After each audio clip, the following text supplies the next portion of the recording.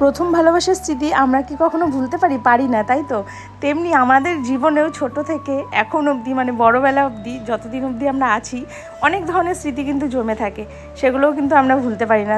আর আজকে আমি সেই শৈশব বলবো না, সেই কলেজ লাইফের আমার চুড়িদারগুলো আমি আজকে বের করলাম। এগুলো সব টোপলা করে প্যাকেটে প্যাকেটে রাখা ছিল, কিন্তু সময়ও হচ্ছিল না। আর যেহেতু কিছুদিন থেকে আমি অসুস্থ, বাড়িতেই আছি, বাইরেও বেরোচ্ছি না, তাই ভাবলাম যে এগুলো নিয়ে বসা যাক।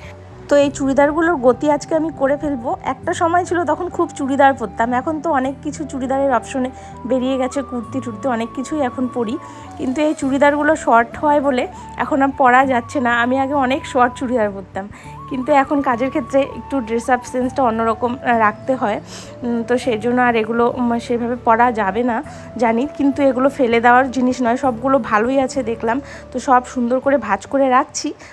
যদি কোনো এনজিওর নাগাল পাই তাহলে আমি সব এগুলো পাঠানোর ব্যবস্থা করব, না হলে আমাদের এখানে পুজোর সময় বস্ত্র শিবিরের আয়োজন করা হয়, যারা নিডি তাদেরকে দেওয়া হয়, তো সেই জন্য সুন্দর করে সব কিছু আমি এই ড্রামটার মধ্যে এখন ভরে রাখবো। সব ভাঁজ করা আমার হয়ে গেছে, যদি কাউকে দিতে পারি তো খুব ভালো, আর না হলে ঘরেই থাকবে আর কি, তো দেখা যাক কি হয়।